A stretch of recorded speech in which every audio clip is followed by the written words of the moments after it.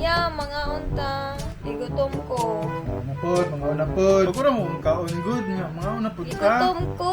Gusto kong chicken. Chicken na po. Usa na nga chicken na. Chicken bakulod. Naata sa Davao City. Walay chicken bakulo diri.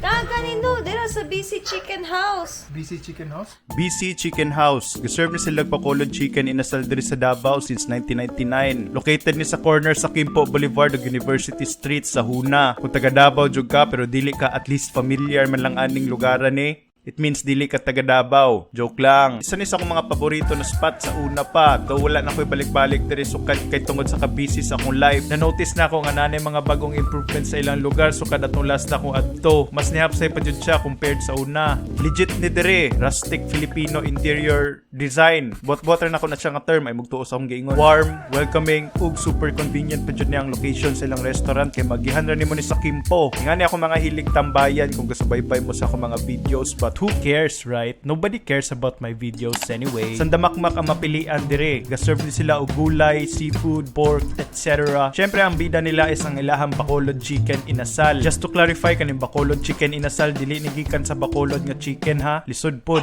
Natawag naging ani kay nag-originate ang recipe sa inasal sa Bacolod, Western Visayas. Sa mga na-clickbait diha, pasensya na. Mani, clickbait mani. Kira na, uy, it's not like you were doing anything important anyway. So, mao na siya akong gi-order. Plus atay ug avocado shake. Wala niya akong panihapon. Let's go!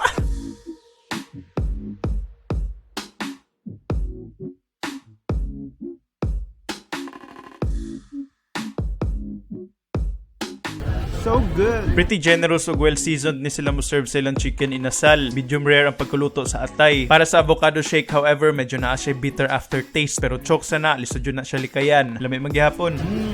Kayo. Usually, ga-order pa mig beer, tagaday na mo diri sa una, pero pasa taron kaya mag-drive pa ko pa uli ug busy pa akong schedule. Get it? Busy dude dining at BC Chicken House.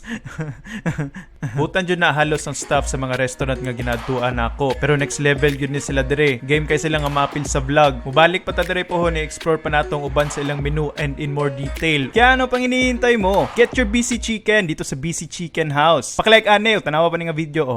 Tanawa pa ni nga video. Tanawa ni nga video ha.